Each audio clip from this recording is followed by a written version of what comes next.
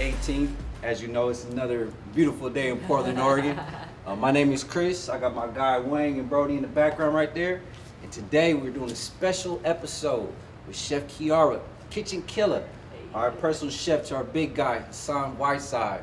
Want to say thank you for coming to the show. For sure. Thanks for having me, man. As soon as we got here, your podcast, your IG was the first thing that came up. You know what I mean? It's Blazer official, so yeah, we're happy to get invited for sure. So yeah, first off, we want to give a shout out to AV Rentals. Shout out to our sponsor, Portland Inc. You can see all of our gear. I got one of the shirts on right now. We got shooters, and I know Brody has a T-shirt on his flannel right now. But you can get all of our apparel at Cultural Blends in the Lloyd Center. If you guys haven't checked that out. So let's just get down to it. Let's do it. How did you come up with the name Kitchen Killa? Oh man. Before I cooked, I used to manage retail and grocery stores. Okay. And I did that for a long time. It was really cool. But they used to call me Killer because I used to bump from store to store and just kind of reset a store, turn it upside down, and all of a sudden it was a successful store. Okay. So they used to call me like, oh man, Killer coming, you know what I'm saying? Yeah. So when I started cooking, the Kitchen Killa, it just worked, you know what I'm saying? It just kind of hit, and we've just been rocking with it ever since, Okay, no, for sure. So basically, with being the personal chef to Hassan, I know you got to work kind of crazy hours. How is that on your day-to-day operations? So being a personal chef really to anybody is kind of nuts. But for athletes, it's crazy because they got schedule, they got shoot around, they got practice, they got games, they travel, and then because he's such a big guy, he needs to eat constantly. So it's interesting because you have to schedule your life essentially around his life. But there are rewards to that because who gets to cook for elite people on a day-to-day basis. So scheduling can be hectic, but when he's gone, when he's on the road, then we get some free time to do stuff like this. So it's fun, it's all good. Now, before the cameras start rolling, we know that you guys caught off the plane last night. So you're dealing with a lot of stuff off the schedule with Hassan. For sure. So talk about some of your personal things that you do outside of just cooking for Hassan. Yeah, so I own Kitchen Killa Culinary Solutions. So it's a personal chef and catering company.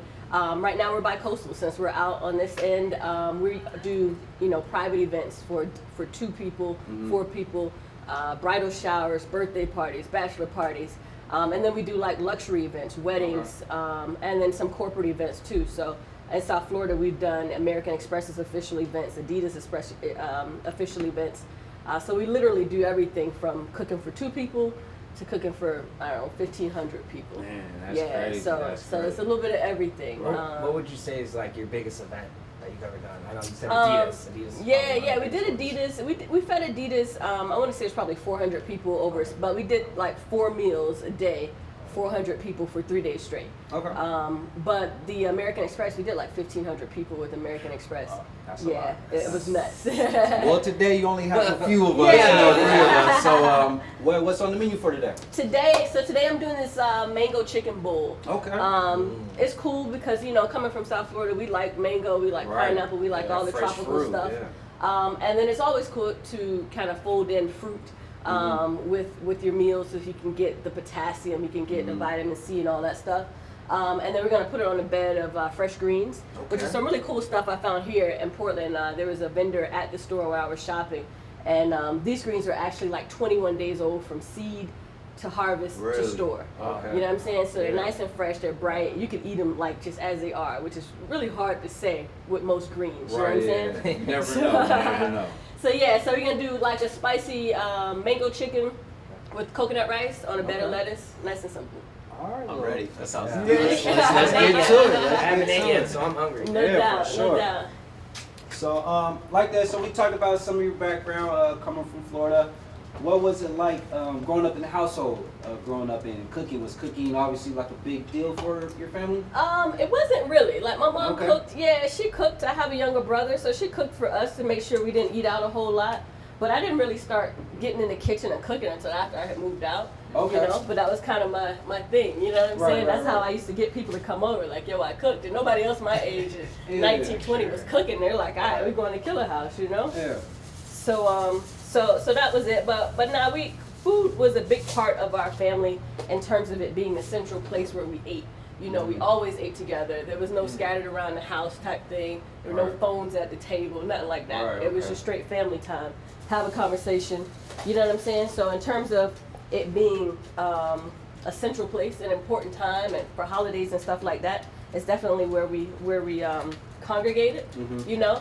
But it wasn't that fancy. It was standard Southern food, you know, regular, easy. You know, my mom was a working mom, so you know, kind of quick stuff that worked. Right. That's what we did, you know. Now I know, growing up, me and my sister, we usually had to cook for ourselves. Yeah. After school, like I saw Wayne earlier, my sister, she loved mac and cheese. She would get out the box, you know, crab box and stuff like that. That used to be my favorite mac and cheese. Really? We were just talking about how disgusting that is. Man, I haven't had it in years, but I know growing up, I preferred the Kraft box over like my mom's homemade mac. I'm like, Mom, that's too much going on in there. Right. Let me get that box right there. You know what I'm saying? You want that processed stuff. Yeah, no, for sure. Barney, what about you growing up, man? How was life in your household? The go-to meal for me was bologna sandwiches. Okay. Yeah, I would just throw that together real quick on my own. You know, some sliced cheese, some bologna, some mayo. I wasn't a big fan of mustard till I got older, so just simple stuff like that. Yeah. Okay, for sure. Now with that, what would you say, Chef? What would be your go-to meal that you would like to cook? That you like to cook? Oh man, you know, it varies with how I feel, but like I love tacos. Okay. You know, tacos are my thing. I love Asian food, so anything I can start putting out some ponzu and soy sauce and that kind of stuff. Okay. I love it. I'm here for it. But I probably have to say right now tacos, and Hassan loves tacos, so we do tacos probably once a month, maybe twice a month for him. Now, do you go with taco? Do you do the whole Taco Tuesday with LeBron? like LeBron. Nah, we won't get that deep into it. But you know, if you guys watch Haas on his IG stories and his Snapchat and stuff, he gets pretty animated when it's food that he likes. So I think the last time we had tacos, it was Taco Wednesday. Okay. You know. Now with the tacos, do you like to do the fish tacos, or you do some chicken tacos, or is just regular tacos? When I'm cooking for you know, new people, I like to get real fancy. Oh, you gotta impress them. Yeah, I like to do sea bass tacos. I like to do like pulled short rib tacos, that kind of stuff. You know, Hassan's favorite is ground beef, so he likes it nice and simple. Yeah, a big ground beef taco. But yeah, we like to do a little bit of everything with tacos. Tuna, like ahi tuna. The tuna's real popular out here. Okay. So, you know, we do ahi tuna tacos. There's really no limit to how you can make a taco, so that's what I like about it. Right. Definitely. You know? So, quick question. What are you doing with the rice right now? So right now I got rice. I put a little olive oil in the pan and then coconut milk. So it's a real thick, creamy coconut milk. Add a little salt to it and then add some chicken stock to it. You know, my thing with rice is you never just cook it with water. You know what I'm saying? Like, that's a whole opportunity for you to, you know, get some flavor in there. Right. Now, I heard you like to create something that's called sophisticated comfort food. Yeah. Can you please explain to our viewers right now what that entails? I'm about to smoke y'all out real fast. No problem. Get this chicken in. So sophisticated comfort food for me is just like what we were talking about with the tacos, you know, as opposed to just doing a regular ground beef taco, a regular chicken taco standard, then you want to do something like the sea bass, you know. So when we talk about sophisticated comfort food, tacos are comfort food, you know. If you're talking about stuff like stuffing, you know, for Thanksgiving, that's comfort food.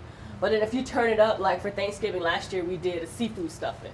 So it had crawfish and scallops and, you know, shrimp and all that kind of stuff in there. So that's where we kind of turn up a little bit. Instead, we're going to give you what you're used to, but we're going to turn it up a little bit. You know what I'm saying? Put something in there. Yeah. Put a little sauce on it, you know? Okay.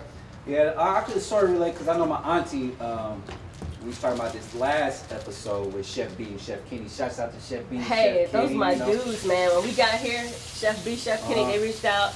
And it's been all love. We got some stuff in the works coming up with those guys, so we're going to collaborate, but they're great guys. Okay. Now with this chicken, what did you season it with? All right, so before I got here, I was trying to cut up some of this prep time. Right. But I found some real cool local spices. Okay. When we go to farmers markets, I try to keep it local. see some different stuff, especially since we're so used to being in South Florida. You get all the same spices and seasonings and stuff down there. So now that we're here, we found some different purveyors. So this is a black tea spice. Okay. So it's like black tea, cumin, black pepper, some chili peppers, and then some salt, just salt in there too. One of the questions that I have is like, how does the certain areas of the country that you go to like affect the certain way you cook the food? Yeah, so it's cool because here, there's certain things that are in abundance. The black cod is in abundance. The salmon's in abundance. Whereas like in South Florida, it's snapper. It's snapper all day, every day. That's what we do. You know what I'm saying? Snapper, catfish, that kind of stuff. So here, it's just kind of switching it up and getting to see what's fresh. Here, also, we got really cool produce. So like things like figs and like these lettuce markets, the lettuce farms that are really close by. We don't have much of that in South Florida. So it's cool to be able to incorporate those things in everyday meals and keep it nice and fresh, as opposed to cooking the same thing over and over. Because, when you got to cook for a guy 3 times a day, 5-6 days a week when he's in town, it's hard to have this, not have the same flavor profile for every dish, Now, does he have common like go-to meals that he requests regularly, or does he like to try different things? Every so often. So, there's he likes tuna bowl, like ahi tuna, a tuna poke bowl. He likes catfish, because he's a Carolina boy, so he likes a good catfish sandwich, regular white bread, nothing too fancy, you know what I'm saying? Catfish coleslaw. Besides that, not too much. Like his favorite breakfast stuff is like an omelet and potatoes. He likes his omelet a particular way. So, as you cook for him and you kind of hang with him, the different things he likes and doesn't like, Sure. Now, if you guys are just now tuning in, we got Hassan Whiteside, personal chef, Chef Kiara, kitchen killer. Killa, excuse me. Now, is there any, tell them where we can find you at so far, on your social media or anything like that. For sure. Instagram is kitchen_Killa, it's Killa. Facebook, Kitchen Killa Culinary Solutions. And I think we got a Twitter page too, but I don't be on there. You don't mess with the Twitter. Yeah. Y'all go follow me over there. Tell me what's happening. But yeah, Instagram, kitchen_Killa. And then obviously we got a website, kitchenkilla.com, just straight. But that's where you find them. Right. So if you guys haven't checked her out, look at her social media page on her IG. All the food looks bomb. I'm not gonna lie. Good. I followed her. The presentation looks pretty good. Thank you. So with this so far, with the cooking, what consistency would you say you would like to try to get the rice at? Oh, so rice is gonna be nice and soft, not mushy. Okay. But because we add that coconut cream to it, it's gonna be a little softer, a little stickier than just standard rice. Yeah. But as long as it's cooked all the way through and not actually mushy, then we're good with that. Gotcha. Yeah. So this chicken we're just cooking in batches. Because I don't know if you can see, but we got a little crust. We want that crust to stick to that chicken like that. So as opposed to like dumping all the chicken in at once, if you spread it out and you get it on high heat, I told you I was going to smoke you out a little bit. And we're good. We're good right now. The high heat allows you to be able to sear this chicken and get a nice crust on it. Again, it's just layers of flavor. You know what I'm saying? So usually when I have all my meat, I put everything in at once. So you're saying put it in part-time. Yeah, and it depends on what your goal is, right? Like if I was making a chicken soup and it didn't really matter to me, then yeah, I could dump it all in there. But the idea is we want this chicken, we want the seasoning and the spices on the chicken to stand out. And if it piles up in here too much and all it does is fall off from the liquid that's been generated in the pan, you know what I'm saying? So you want it to stick. So once it get halfway through, I'm going to pull this out, start the other ones, and finish it all back in together. Yeah, I want to go back to actually how you kind of formed a partnership with Hassan. How did that happen with Whiteside? Oh, Whiteside, gotcha. So a year and a half ago, before I started cooking for him, obviously, I was just doing private chef work in South Florida. So I was just cooking randomly for people here and there, and I ended up doing a birthday weekend for Ray Felton. You guys know Ray Felton? Yeah. So it ended up one of our beloved trailblazers. So yeah, I did a birthday weekend. He spent the weekend in Miami, him and his boys. They did, I'm going to reach behind you real fast. And so I did breakfast, lunch, and dinner for Ray and his friends. They had a house full of guys, and one of his friends is friends with Hassan. And then Hassan just happened to be in the market for a chef, so that's kind of how, you know, it's like who you Yeah. know type situation. Exactly. So they called me and it's like, yo, and we did an interview process, which is really just cooking. It's not a whole lot of interviewing, it's just cooking.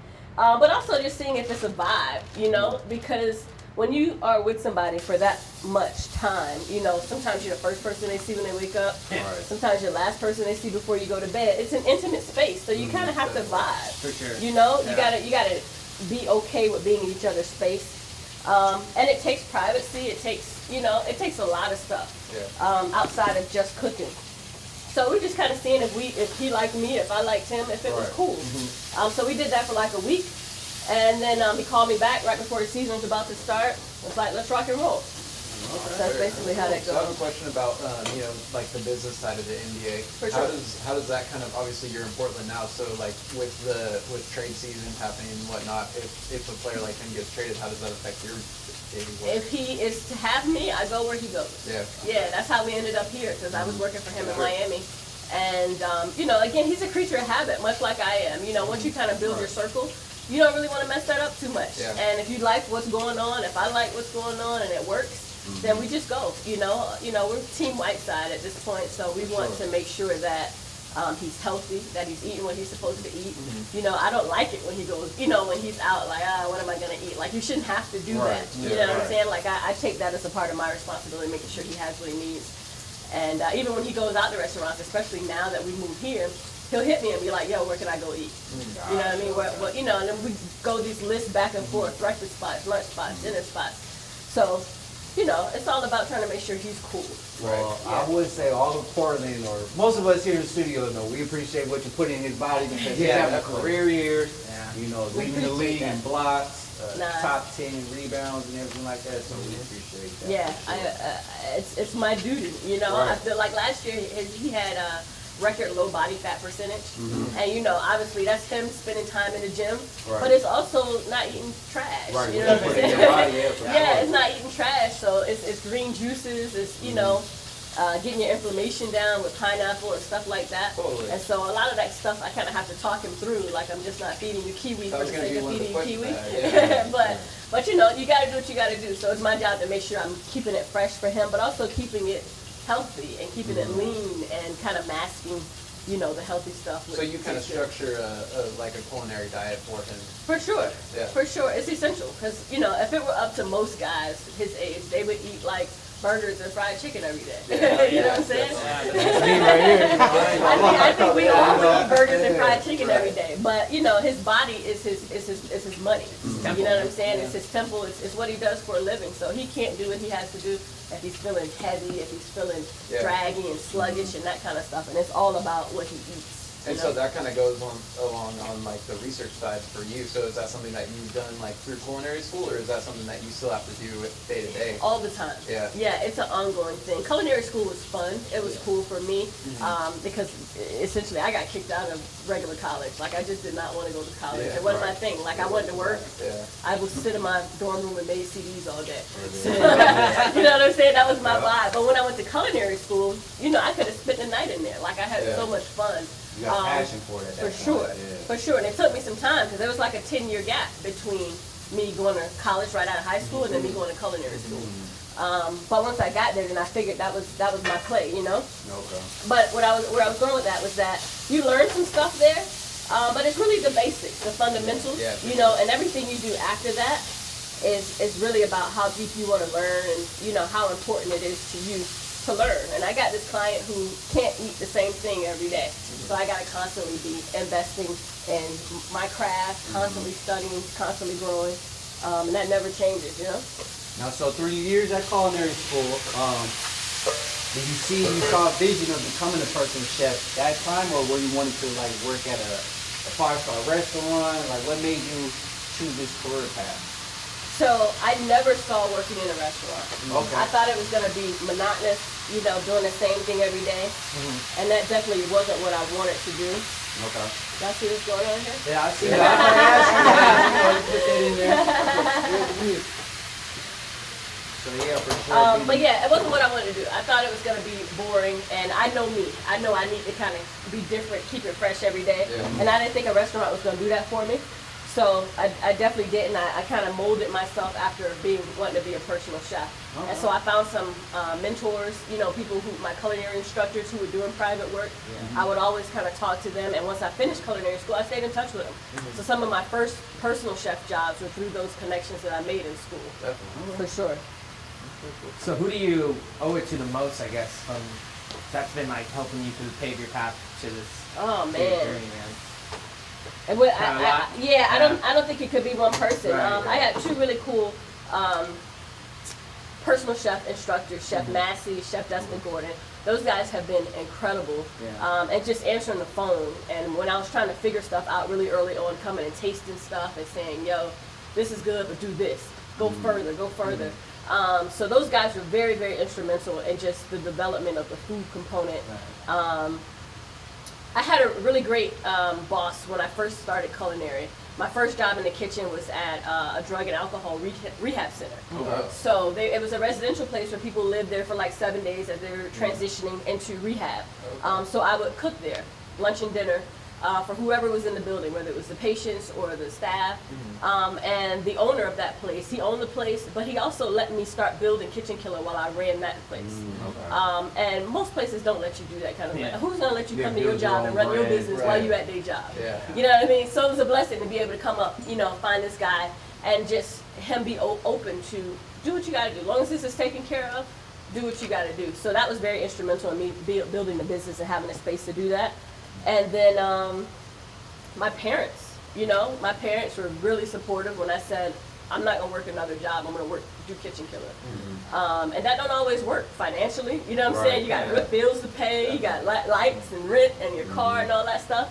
So they always came through and made sure I was straight, emotional support and, emotional, spiritual, financial support, just making sure that I didn't miss a beat in the process of building the dream.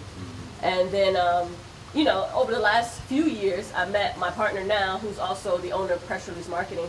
And so she helps me with marketing and brand exposure and development and, kind of taking that business to the next level. So Crystal is, very instrumental in what we do now from day to day. Yeah, because you have your own YouTube channel, right? Yeah, I got a YouTube channel. We got a little series on there, In the Kitchen with Killa. Right. So we got a couple of things dropping on there. But, in South Florida, we did a couple of things. We hooked up with DJs. And we actually got an episode going to drop with Hassan that we did with Hassan right before we left Miami. That's episode 3 coming up. Right? Yeah. So it's cool stuff where you just get in the kitchen and chop it up like we are, cook something, taste something. Hassan did a little steak thingy thing, So it should be cool. But yeah, we do YouTube channel, and so we're just trying to expand the brand. Again, we want to do and have the mark that we have in South Florida wherever we go. So come to Portland, we want to be able to show people that we could do more than just, one-off meals. We can do literally everything. Exactly. I watched your first episode with Sizzle. She's a character. I like her. Hey, Sizzle, if you're watching this, I like you. Sizzle's wild. We're gonna have to bring Sizzle to Portland. That's some real Miami down south type stuff. Everybody ain't ready for Sizzle. Cause I haven't been to Miami yet. Well, we're gonna make it so that Sizzle's your tour guide. Boys, see me on Twitter. I gotta make a tour of that. For sure. So now what are you doing with the meal right now? So you're incorporating, what is that? That was the mango sauce. Yeah. So the chicken's on, right? Chicken's on. We seared all the chicken up, and then I added the chicken back in, and then I put in probably maybe like a cup and a half of mango salsa. So the mango salsa is just fresh mango, onion, cilantro, some garlic, a little orange juice, some honey, and scallions. And so all that stuff is going to caramelize in there. The steam from the liquid is going to help the chicken finish cooking all the way through. So, we'll have a little bit of spice from the chicken, but the sweetness from the mango and stuff, it's going to be on and popping. So really, it's almost ready. We're just going to let it vibe for a little bit. Now, did you say you have a go-to spot where you get all your ingredients? Or Here? Yeah. I wouldn't say a go-to spot, but there's a couple places that I really like. Zupan's is one of them. Zupan's is dope. I think from a small kind of family chain, which I think they are. They have really great products. Their meat and seafood department is great. Produce is cool. Market of Choice is a real good, quick spot. And Providor. You guys been to Providor? I haven't even heard that. Yeah, Providor. It's I don't know where it's at. Like, I know how to get there on the GPS. I know how to get there. Yeah. It took us 30 minutes. That's all I know. For sure. But what's cool about it is that they have like 3 or 4 different purveyors, suppliers who are within this one store. Oh, yeah. So there's a produce company that only sells the produce there. Then there's a meat and fish that sells the meat. Then they got Italian stuff like It's almost cheeses like a little and farmer's market. yeah, but it's indoor. It's like Yeah. a grocery store. You Yeah. get what I mean? So I love it. Real high end stuff, and they got a wine bar back there too. So I get a lot of Hassan's wines and stuff from there too. So yeah, out of those spots, those are typically where I get most of the stuff from. Very cool. Yeah, Yeah, the coconut rice is looking good right looking now. coconutty. Yeah. Coconutty and all. So, did you? So I know that since you've been here now, you're a Portland fan. Did you have an NBA team that you followed prior to Portland and the Heat? Yeah, well, because I grew up in South Florida, I was a Heat fan. Okay. Yeah, I was definitely a Heat fan. I grew up in the Alonzo Mourning, Tim Hardaway era. So, that's when we was fighting the Knicks every time we turned around. And, Physical basketball. Yeah. So I was definitely a Heat fan. And in South Florida, I can't say that I still wouldn't be a Heat fan, but I'm a Hassan fan right now. So it's Trailblazers all day. Yeah. But I'm a basketball fan, so we definitely So watch. growing up, did you play basketball? Or? Yeah, I used to hoop. I played high school basketball. I played varsity freshman year, so I was alright. Okay. I was alright. I started varsity freshman year. She's being a little humble right now. She's a little You know what I'm saying? What position did you play? I played the 3. Oh, okay. Yeah, I played the 3, but then I got too short, and I stopped growing. Yeah. So then once you start looking at college offers and stuff, at my height, they want to move you to the 1, and my handles wasn't ready to be a 1, So. See, that's what happened to me. I'm only 5'9", so a lot of colleges weren't looking at me. So I just stuck to track. You can be small on track, There you go. Keep No running. doubt.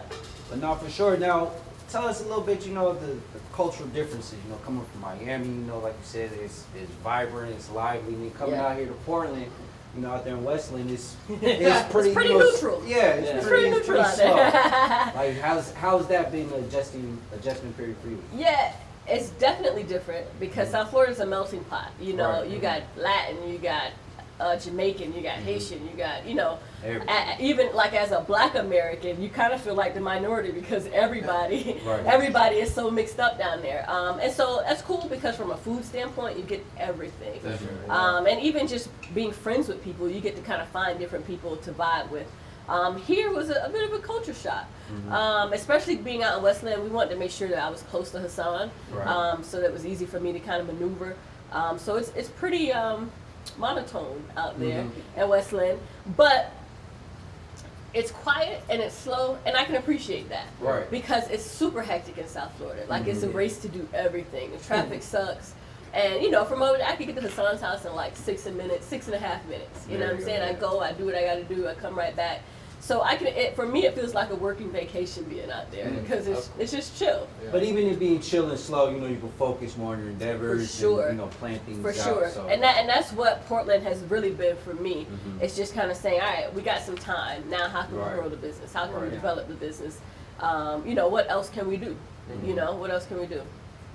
And so, you got the next question? Well, so before you moved from Fort Lauderdale, you were recognized as one of Fort Lauderdale's top chefs. Is that correct? Yeah. So can you, I don't want to say it, but yeah. can you kind of explain what that experience was like, and what maybe who the other people you were I don't know if it was competing against or So in a couple of different situations, one, there was a Miami Gardens Food and Wine Festival that we did. So I was voted, I think there might have been 13 different chefs and or restaurants that were featured in that particular thing. And so the people who ran that event, they voted us to have the best food, the best food, best display, best presentation. And then we've been recognized just in a couple different things. There's an organization called Chef Culture down there. So we've been featured, and they kind of create a network, an ecosystem, they like to say, of chefs, Black and brown chefs in South Florida and then across the nation.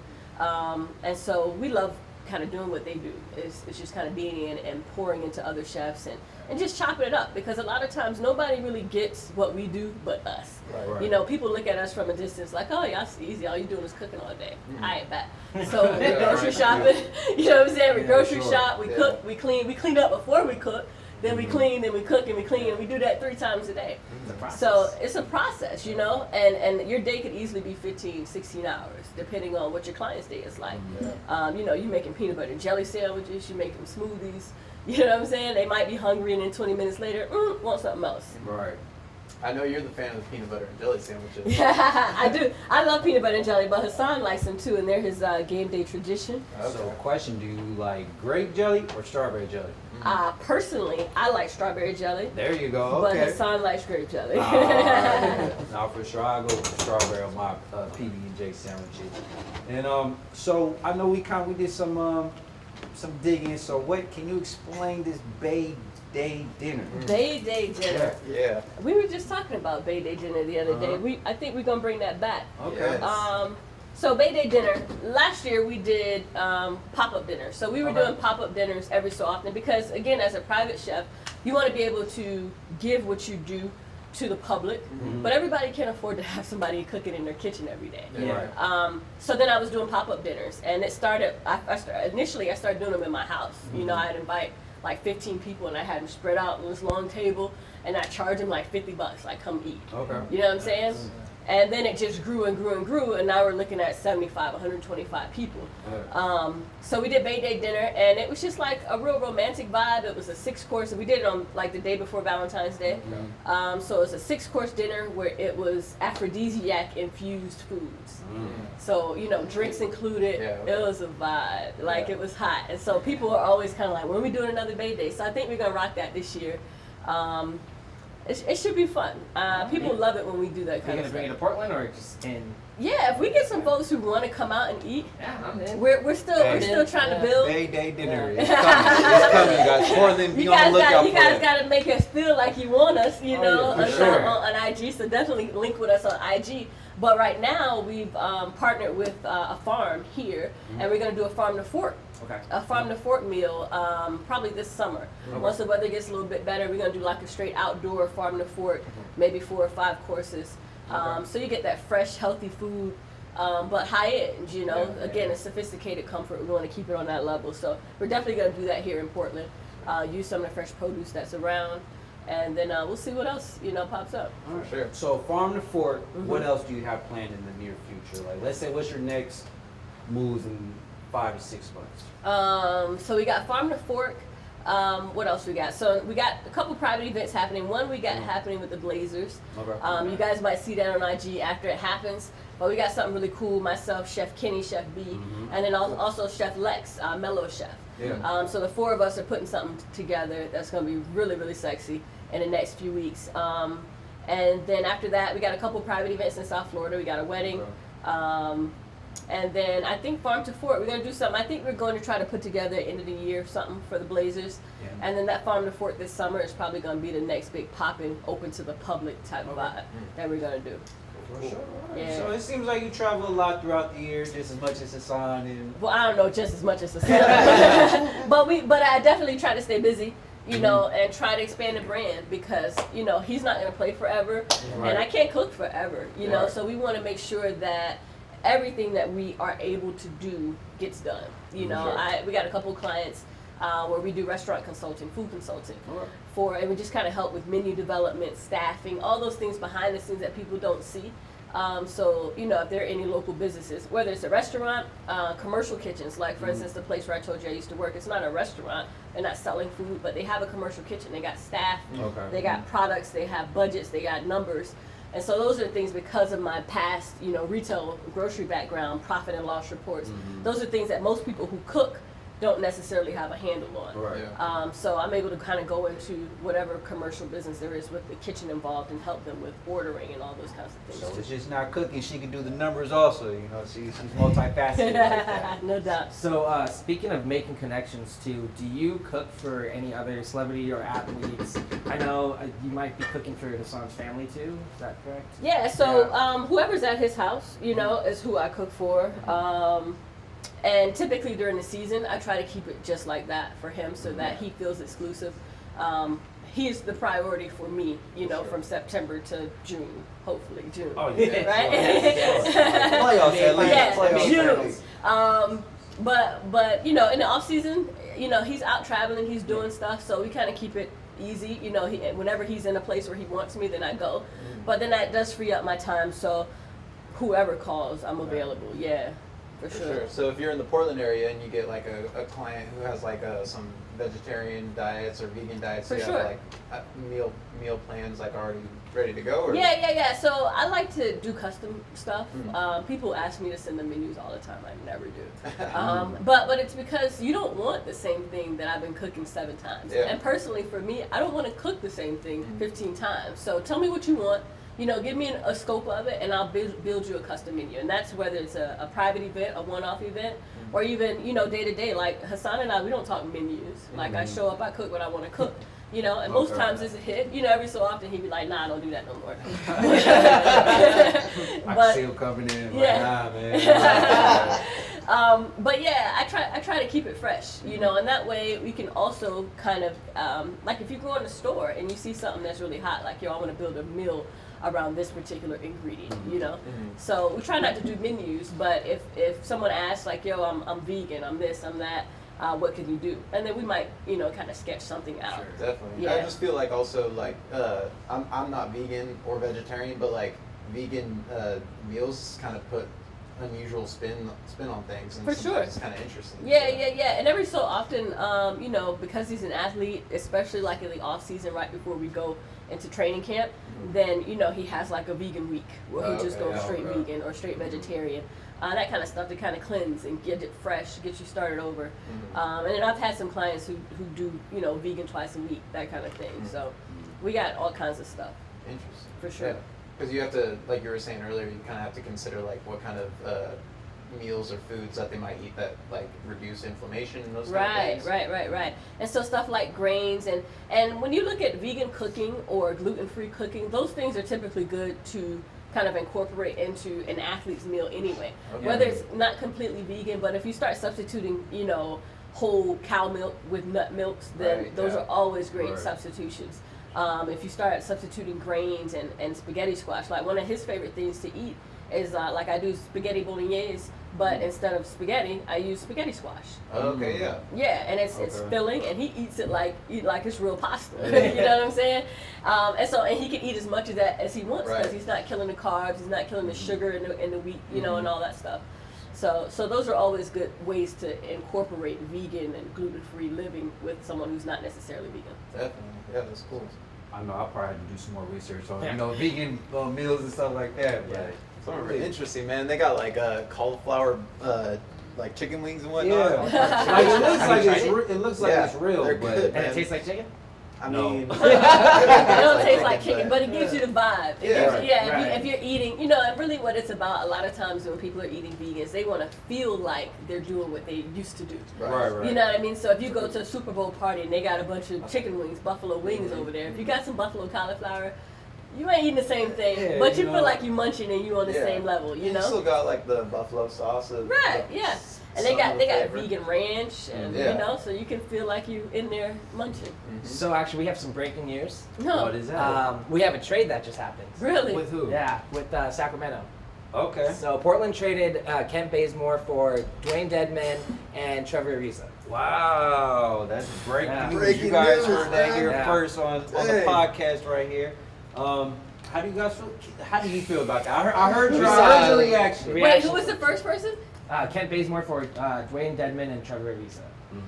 I'm a Trevor Ariza fan. Yeah. I've always been a Trevor Ariza fan. Right. But I love Kent Bazemore. I Right. think he hustles. Yeah. He's full of energy. I think you get consistently that effort from He's him gonna give it every night. 110%. He's giving you 110%. He's all over the floor. So I'm sad to see him go. Right. You know what I mean? Man, but I mean it's trade deadline, so we know nobody's moves safe. happening. Yeah, there's Nobody's happening. safe. You know what I'm So got a saying? big And man, things got a Deadman.